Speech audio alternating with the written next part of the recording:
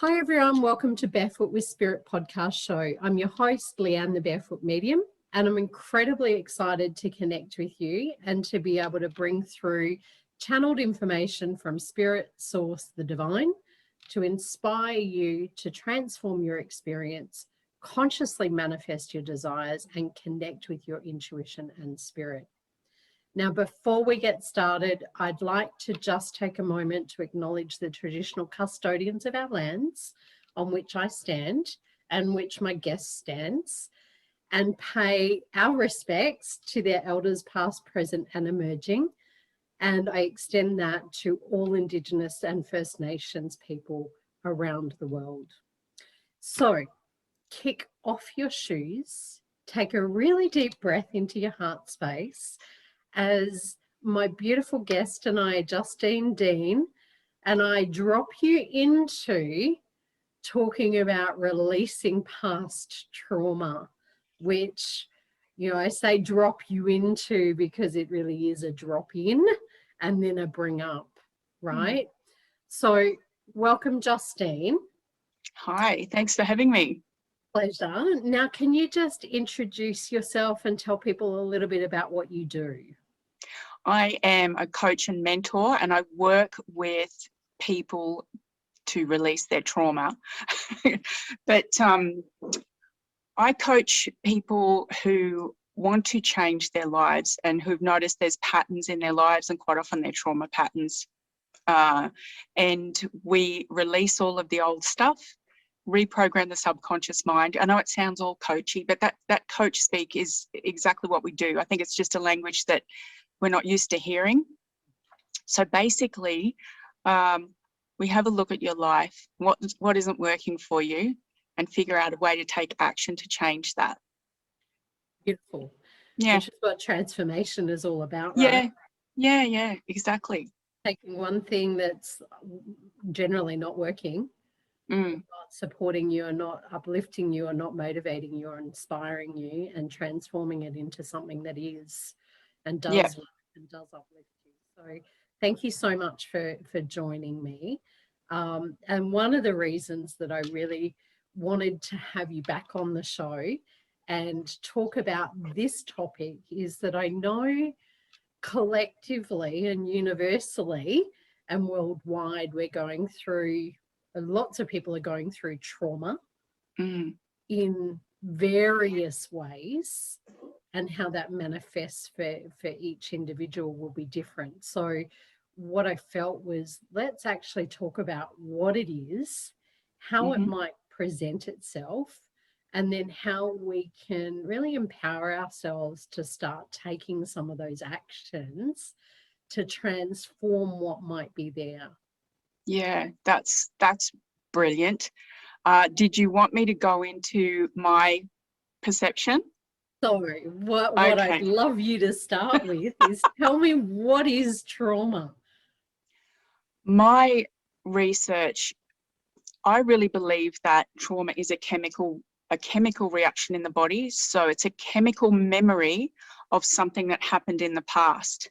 That's why we in real time right now will be what's called triggered by seeing someone who was the perpetuator of the trauma, or driving through the same area where we may have had an accident, or seeing something on television. So it triggers an emotional response in us. And that could be quite severe physical, like nausea, vomiting, body shakes, panic attacks, fear, anger, sadness, all of those. So prior to the trigger, we may be cruising along just fine, and then we hear somebody say something and we have the thought, and the thought triggers the brain spitting out the same chemical cocktail that was spat out when the original trauma happened. So trauma could be sexual, psychological or physical abuse, being witness to it or subject to it, and it could be quite severe, or it could be something that's other people might deem not so severe, but you still make the same decisions about yourself and the world around you, particularly about not being safe, not being able to trust yourself or other people, particularly, primary caregivers, or just friends or anything. So it could be feeling unsafe in the traffic. It could be feeling unsafe in the dark. I've had clients who won't sleep with the door closed in their bedroom. Like, trauma comes from a lot of different places, and it's something that's happened to us or that we've witnessed. I think that's really important to recognize that, you know, trauma doesn't have to be this extreme thing that we often associate with it, right? And you know, what is one person's trauma may be massive for them, but it may be something that's perceived as quite small for someone else, right? And so, you know, there's no judgment of how, you know, good or bad one's trauma is, right? You know what, though? We actually judge it for ourselves. So I've had a lot of clients share something with me and say, and I'm like, that's big. And they're like, oh no, but I know people who are worse off. You know, they either believe their trauma is too big to share because they don't want to upset other people, or they believe their trauma isn't enough, and so they don't deserve support because somebody else is worse off than them. And that's social conditioning, as well as us deciding based on our level of self-esteem what, you know, how bad our trauma is. And that comes from our lived experiences in life, right? And so, you know, you mentioned abuse as part of what could be experienced as trauma. You know, things like the breakdown of a relationship can be very traumatic. Yeah. Huge. Huge. The Well, you passing think of a loved one is traumatic. yes. You know, and I deal with clients every day that, and I just had one earlier that was, you know, a traumatic passing, and the questions of the why and the needing to understand things are often there. It could be simply a trauma of, you know, and I say simply, and I want to remove that word, is a trauma around bullying. Oh, exactly. Yeah, because I think the other thing, and this is sort of the bit that fascinates me, is the mindset that you have prior to the trauma significantly impacts how you deal with the trauma and what you make it mean, and how you perceive your future after that. Does that make sense? It does. Yeah. And what's kind of coming in amongst it is, like I said, we're all globally and universally in a traumatic experience for people, right? And you know, a job loss, business loss, financial loss, health loss. Yeah. You know, even being you know, isolated in a home. So that stops, no matter your mindset, that stops your routine, which is, you know, what we need. It also stops connection as well. And I've been running some free Zooms in one of my groups for people, for everyone, but inviting mainly those that are locked up, because they're not seeing people's faces, so their subconscious mind isn't reading the facial expressions. You know, you talk to someone like this, it's creating a lot of trauma and fear as well. Fear is a lot, yeah. and fear in and of itself is traumatic. Yeah. Any experience, situation, relationship, or thing that creates fear and a fear response in your body, and that's what trauma is a fear response, right? Because we trigger, like you talked about, our physiological and biological, you know, molecular kind of cell memories of, there's fear here, I need to keep myself safe.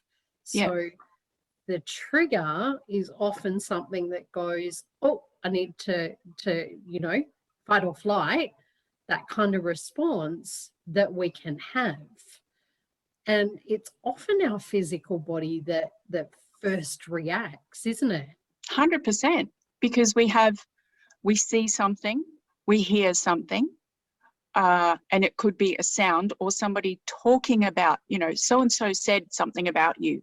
And if that person is the perpetrator of your abuse or was involved in something, your brain starts to remember that. So thoughts create feelings. You think about the thing, so you remember it, and your brain goes, oh crap, and spits out that chemical cocktail of, this is bad, danger, Will Robinson. So you have this incredible physical response. And if you're not used to self-soothing and also reframing what's happening in the moment, it will snowball. And so that fear response, you're like, oh my God, my heart's beating. Here we go again. Like all that self-talk. Here we go again. What's going to happen now? I'm going to have a bad day. This is terrible. And you start to completely replay in the back of your mind this script that just makes you feel worse and worse. And it kind of related to it, and in amongst it, I want to throw in amongst the mix, because this popped up this morning for me, which is really interesting given that you and I are talking about it today. and you know, it's that spiritual trauma, right? And what was really interesting is I came across 2 posts on social media where there had been what I refer to as spiritual fuckery. Awesome. Right? Here's my French. But, you know, and what I saw in amongst this public post was 2 people that have quite a large community following them, one of which shared their personal beliefs around whether to wear a mask or not wear a mask, right? Mm-hmm. And there's all of that stuff going on. I'm, you know, whatever is your truth, sit with that. That's fine. Yeah. You know, I'm not going to judge that. Where it really irks me is when people who are in a position of leadership, whether they choose it or not, project their views and their truth on other people as being the only right choice. And that does a lot of damage. A person, it does. And there was a person who commented and asked a question about, well, you know, do you genuinely have a reason for an exemption, or is that just something you're saying to get out of wearing a mask? And this person blocked her and then told her that it was her trigger. And then when I was reading through the feed, there was a couple of other comments going, oh, if you've been triggered by this, that's your issue. That in and of itself, from a spiritual perspective, creates trauma for people. Yeah. That is unnecessary. This is what worries me, is that there's a lot of coaches and people out there professing to be trauma informed. However, the way that they speak is triggering. Is traumatic. Like, I warn people when I very first, one of the other things that I do is that I teach people about personality types, love languages, connection, communication. That's my jam. That's my passion. At the beginning, I always say, you know, I tell them a little bit about myself, and I say, everything that I'm going to say today is not the truth. And you get a few funny looks. I'm like, it's my truth though. It's I'm going to share my lived experiences. And this is what I've experienced. So it's my truth, not yours. And I encourage you to go and do your own research. Yeah. And I think that's where so I wanted to kind of bring that spiritual trauma into the space, because it's real. You and I have both witnessed that from a professional perspective. Big time. Yeah. And you know, sometimes there is stuff there for people to look at. And as transformational coaches, that's part of sometimes what we do, is hold space for that. Yeah, And and I love that. Actually, that brings me to a point. A great quote, don't remember who said it, but it's brilliant. Your triggers have something to teach you. So, and you would know this too, if a client is constantly being triggered about a trauma, your triggers are there to say, hey, what happened to you is awful and it wasn't fair, but let's deal with it so you don't have to feel like this every couple of months. Like, I think a lot of people, and I did it in the beginning, run from their trauma. And have you found this? It fascinates me that there is a perception that because the trauma, and it's all relatives, as we said, because the trauma was so big and so heavy and so fucking terrifying and awful, there's a perception that the healing must be as painful, if not more. Yeah. And when people eventually choose to do the work and they work through and they're like, and the main comment I get is, oh my God, I wish I had done this 10 years ago. Because we've got to find another word than work, because it's like, if you do the work, you'll feel better. Yeah. It kind of is work, but not in the way that people think it's work. Yeah. And I love that because, you know, I think sometimes, and I want to pick up on a little bit of the language communication is really powerful, right? And often people go, my trauma, the trauma, and that actually allows you to own it and embrace it and make it part of who you are, not what you've experienced. There's a difference. Yeah. So does that make sense? It does. My brain's doing somersaults at the moment. So we experience trauma. Yep. We are not trauma. Exactly. We're not our trauma. So something happened to us, but it doesn't define us. And we get to release it. Absolutely. And I think a lot of people, you know, just picking up on it's so big that I have to hold it here. Yeah. And I have to own it, and I have to embrace it, and I have to be with it, and I have to be it. Yeah. That's where I think, and oh, sorry, go on. Just as simple as going, actually, I can make a choice to go, this is what I experienced, and here's how I'm healing from that experience. That's really about being at cause. I'm really big on cause and effect. So I was talking to an incredible colleague of mine yesterday about cause and effect, because she was saying that she's a childhood sexual abuse specialist.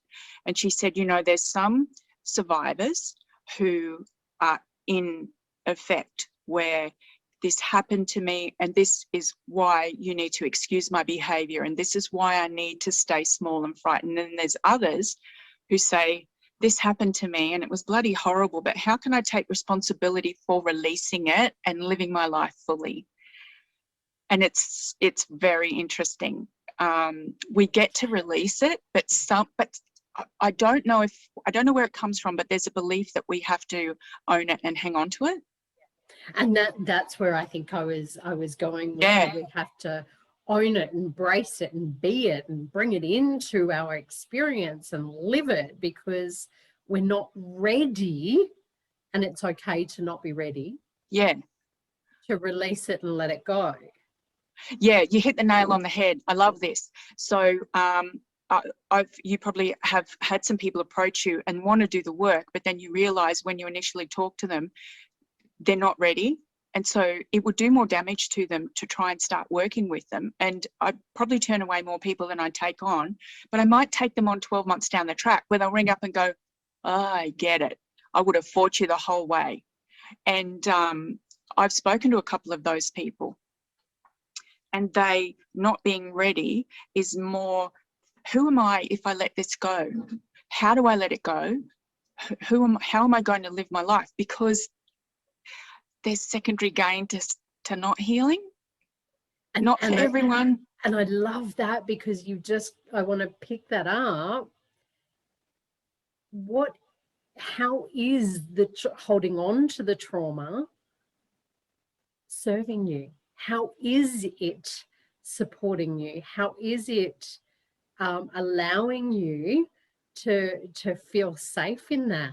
Because there is an aspect of safe in holding on to it. Well, you think about it, if somebody, and this is, I'll preclude this with trauma's trauma and it's horrible. And I've got to find the right words. Secondary gain is when somebody benefits from holding on to the stuff and not letting it go. So examples of that might be, you don't have to try so hard in your job, or you can use it as an excuse for poor behavior, or you can blame it. You can blame the thing for all the other terrible decisions that you've made in your life. But the thing is, I got really stroppy with my very first coach when he said, "You're creating this." And I was like, wait, nobody deserves what's happened to me.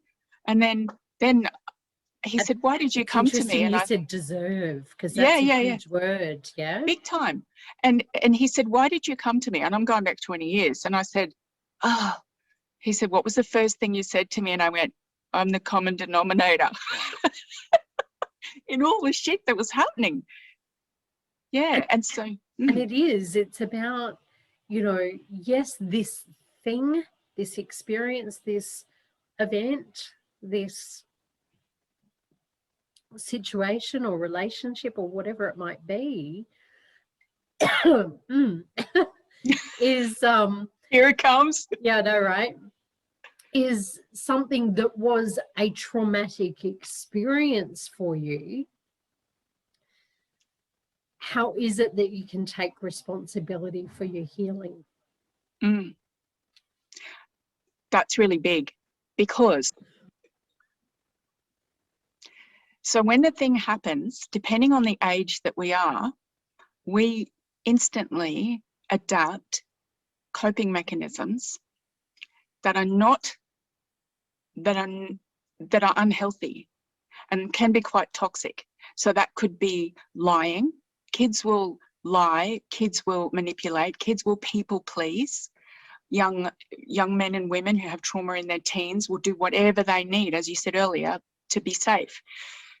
And at the time when the thing happens, we're operating from the age. So the age that we are, which means that we don't have the emotional maturity to assess the situation properly, or the time, because this is instinct that kicks in. We don't have the time to go, right, is this a healthy way of dealing with this? And quite often we don't talk to people about it, or if we do share, they're not equipped to help us with it. So we adapt these really unhealthy coping mechanisms.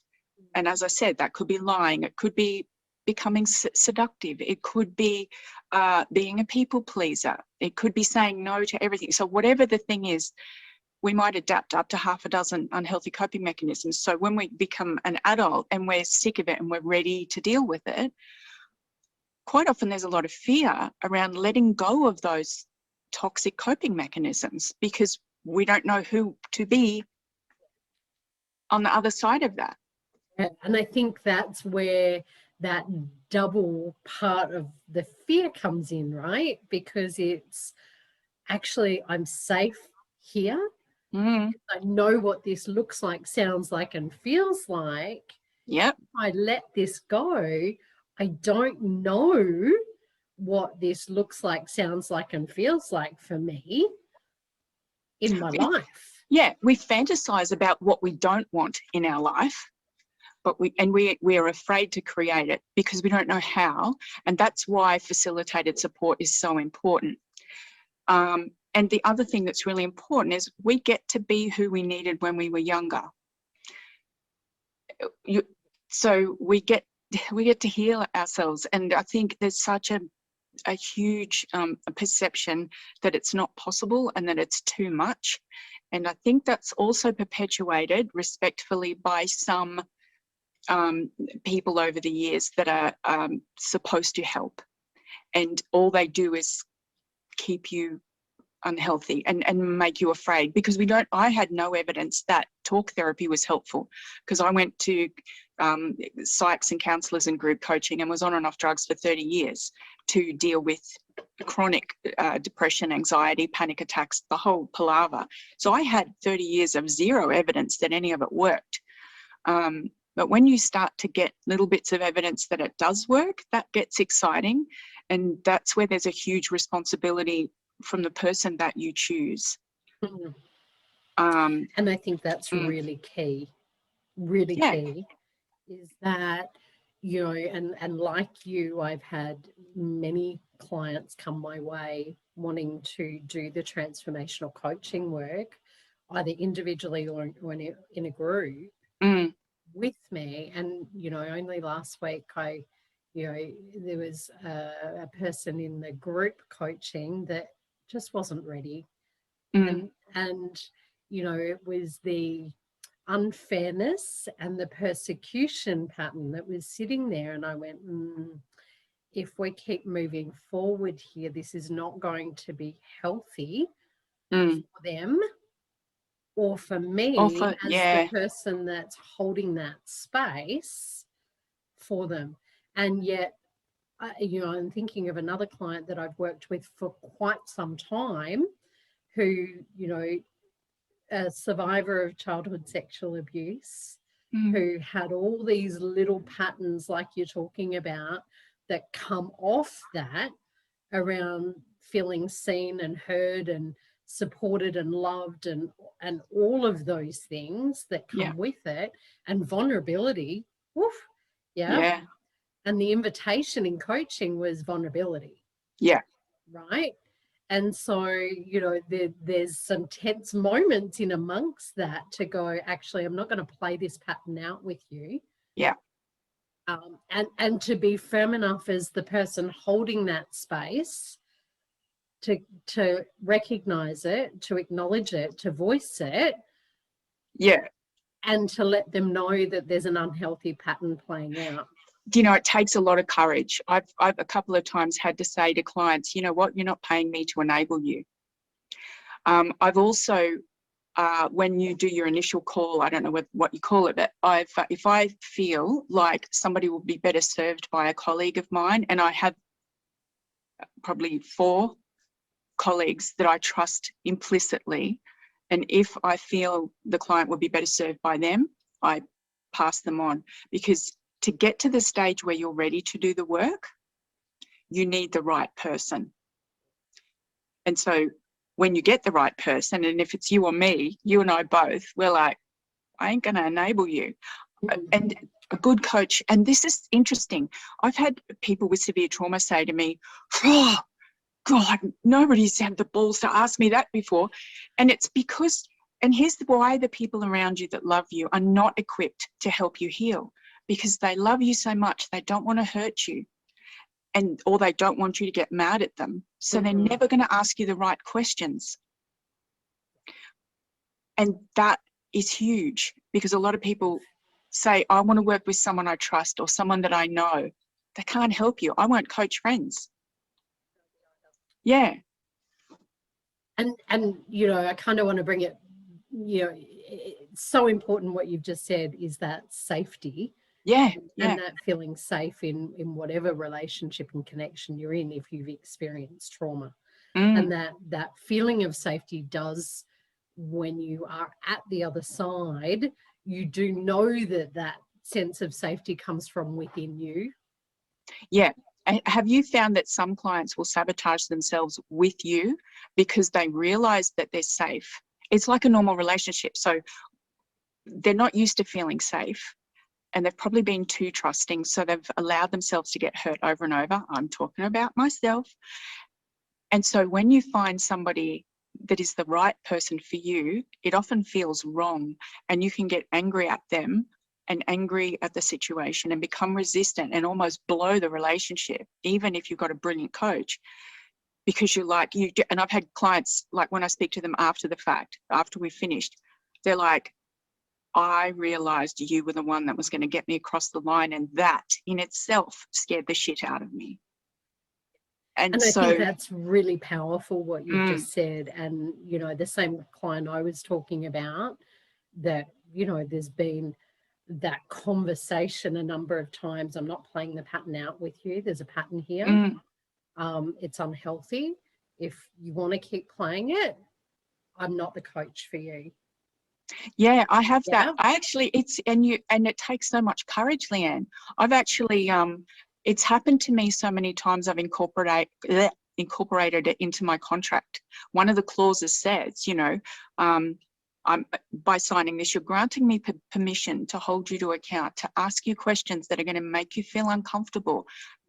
But just know that the intent is to get to where we need to get so that you can, And so it's funny, because what that moment does when we do that is it invites the other person. It's an invitation to either keep doing what you're doing or to try something different and to step in to a new way of being. And the same client I'm talking about has, literally this week, some big, huge wins of breaking patterns. And so those invitations a couple of times when it played out made her sit back and go, oh, okay. And like you said, you're the common denominator in whatever's going on around you, right? You are the problem and you are the solution. 100%. All in the one space. 100%. And so that in itself is like, oh, hang on, but no, I can't be the problem, because then that means I'm responsible for everything that's going on in my world. Yeah. And you try and tell someone who, so I sexual abuse as a child, rape, molestation, all sorts of horrible stuff. And when I was told that I was the problem, because you tell someone that's experienced trauma of any degree, you're the problem, they get extremely stroppy and offended. However, it's not your fault that the thing happened, the original thing. It's what you chose to become and what you chose to do thereafter. That was natural. So coping mechanisms are natural. Your choices are natural. And but you're responsible for that. And it took me a while to get my head around, you're not responsible for what happened to you, but you are responsible for your own healing. And that's when I talk about reparenting. We get to have a look at that and go, well, how would I have counseled her at that time? What would she? That's really powerful work. I love doing that stuff, because people it blows their mind that they get to change it. But we're not taught that that's possible in mainstream. And I love kind of that little detour we've made in amongst it, right? Because I trust that whatever we share is meant to be shared for those who are listening and watching. So let's kind of go with, well, yes, we've experienced some trauma, yes, we've got some patterns that may be playing out as a result. What's some really simple, easy things that we can start doing that allows us to step out of and maybe start exploring a different way and healing that trauma? Pay attention to how you feel. If you're driving down the street in a conversation, if you're at a barbecue and you smell something and you notice a response, or you hear a jackhammer and you freak out because you may have been in an armed robbery or something like that, pay attention to how you feel. Anytime you feel contraction, just go and write it down, what it was and exactly specifically what you felt in your body and what you thought. And notice, because that will, if you write them down often enough over a 3-month period, you'll notice what your triggers are. And remember, I said your triggers have something to teach you. And also ask yourself, okay, when that person said that phrase to me, were they really saying it with the same intent that my abuser was? You've got to reframe what's the truth? Because let's pretend I'm drawing a circle over here. That's what happened. This is what we made it mean, and the truth's up there. So what happened was I was sexually abused by my grandfather. I made it mean that I was a bad person. I'm not safe. All men do that, blah, blah, blah. Attached to that was a smell memory of his cigarette, tobacco he used to smoke.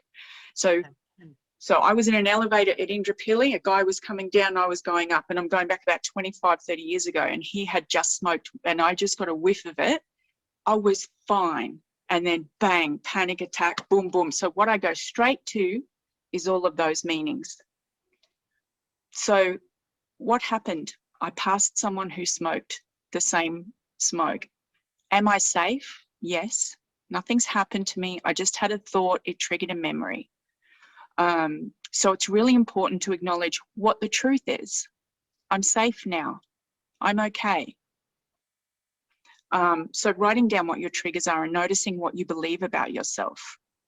And I think that's really powerful, because it's, you know, when we become present and conscious of our patterns or our triggers or what emotions are coming up for us, and how our body's contracting or what it's doing, then, you know, that's the moment we get to witness it, acknowledge it, and, you know, give it some love and go, oh, wow. Yeah. And that's when you let that truth come on in, it's almost like that building blocks kind of go, or the, you know, the domino effect of, oh, well, let's just pull that little bit of truth out, and then all of it suddenly just opens and you let it all go. Yeah, that's perfect. That's a perfect analogy. It's your fork in the road. So you can either choose to be conscious, notice how you're feeling, write it down. None of this is going to feel normal. It's going to feel like, oh God, do I have to get my diary out again, write that down? You know, I heard a jackhammer, freaked out, cried, and then finding out the truth. But what do we normally do? We don't want to feel it, or we feel it and we crap ourselves. So we go to the nearest TAB and start gambling, or we slap the pokies, or we go and have a drink that night. You know, we come home, oh my God, I need a drink. I need a drink to calm down. So constantly instructing your subconscious mind that you cannot cope, that it's too much. And so that's your fork in the road. You either become conscious or you stay numb. Like, we don't numb out. And the thing is, until you stop, and you might eat, you might go straight to Gloria Jean's and order a triple macchiato thing with lots of cream. While we're numbing out, we can't feel what it is we need to feel that's going to heal. Like, so you have to stop. Also, you have to also acknowledge, what am I doing to avoid feeling the thing, the emotions around the thing? And what a powerful question, you know, and questions are really another strategy, really, aren't they? Ask yourself questions. Yeah. How am I feeling today? You know, I wonder why I'm being triggered here. I wonder what it is for me to understand about this. What do I need to understand about what's playing out right now? Because the truth is, when that emotion, that trigger, that response comes up, that's your unconscious spirit, universe, guides, whoever you want to. Give me some help. Yeah. Saying to you, look at me, witness me, acknowledge me. That's the little part of you, the younger you, saying, I need to be seen. So And if you, I think that's really powerful. Those of you who have a belief around not being seen and heard and loved, go back and look at trauma and feel it and look at it and hear it and love it. Because it's trying to tell you something. I think if you acknowledge, like, the triggers and whatnot, but ask yourself, what am I feeling? So if you're not feeling safe, ask yourself, what would need to be present right now for me to feel safe? If I'm not feeling supported comes up, okay, so what specifically right now would make me feel supported?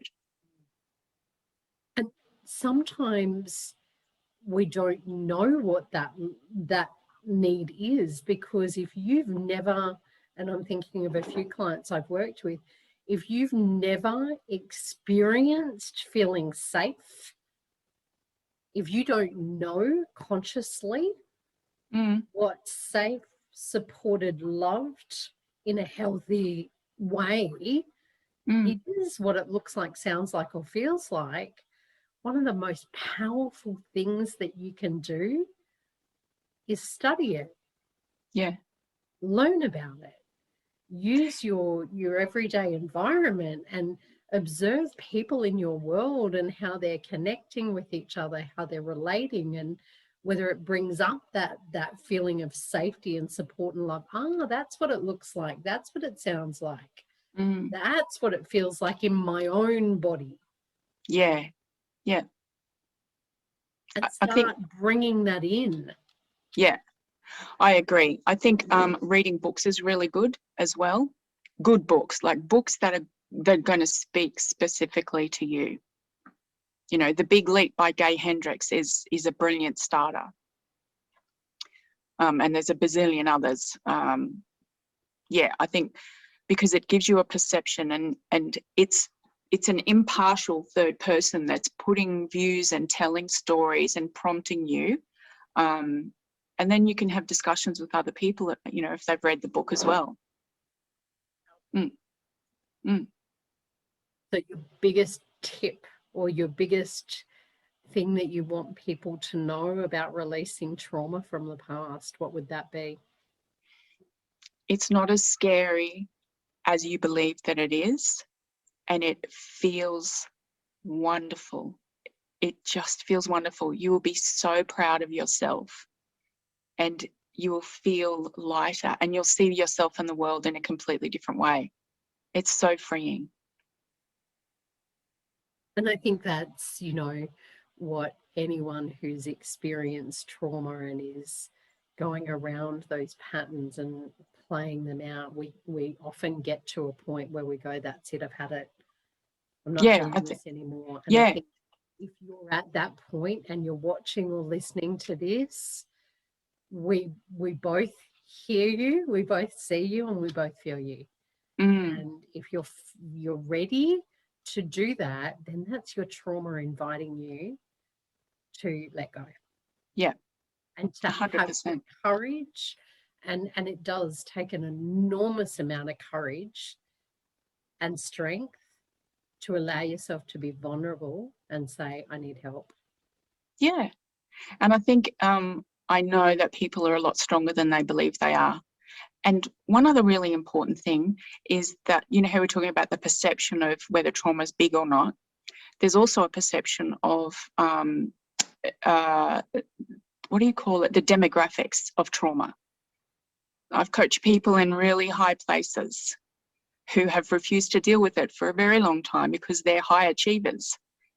And so there's a lot of shame around their trauma as well. And there's shame around not dealing with it. It is fascinating. So whoever you are, I would encourage you, if you believe that you're ready, speak to a couple of different coaches. Find one that makes you feel a little bit scared because you're like, oh, this might be the one that's going to make it happen. And if it's not a hell yes, you might not be ready. But ask yourself, and the thing is, it's got to be a hell yes. And if it's hesitation, just say, look, is it me resisting healing, or is this person not right for me, or am I not ready? Because if you're not ready, you're wasting your time and your money, and you could do more damage than good. But if you're ready and you find the right person, unbelievable. Agreed. Thank you so much. You know, you and I could keep talking all day. I know. I all love sorts this. of topics, and we will do some more episodes, and we've already spoken about that. So yeah, thank you for sharing. Thank you for taking us on that little journey around trauma. And yeah, I trust that that's supported some of you that are listening and watching and helped you to just see it in a different way. And to maybe just have a little bit of courage and a little bit of strength to take another step. Yeah, absolutely. Can you share with people where they can connect with you? I am on at Justine Dean Official on every platform. If you're interested in learning more about this, I have a private Facebook group called the Expansion Collective, but I would encourage you to find it through my personal Facebook link tree, because there's two groups by that name. One hasn't been used for years, it's not mine, but the Expansion Collective, if you find that, you're warmly invited to participate. We can put the link in on the episode as well. If you okay, cool. Yeah, perfect. Thank you so much. And Thank for those of you who want to connect with me further, jump on the website, thebarefootmedium.com.au, and all the social media platforms, Leanne the Barefoot Medium or the Barefoot Medium. And I hope you have gained some really useful insights to support you wherever you're at, whatever you're doing, whatever experiences you're having in your life. And that you, as I said, have the courage and strength to take a step in whatever direction you choose as right for you. Thank you so much, and I look forward to connecting with you on the next episode of Barefoot with Spirit. Bye, guys.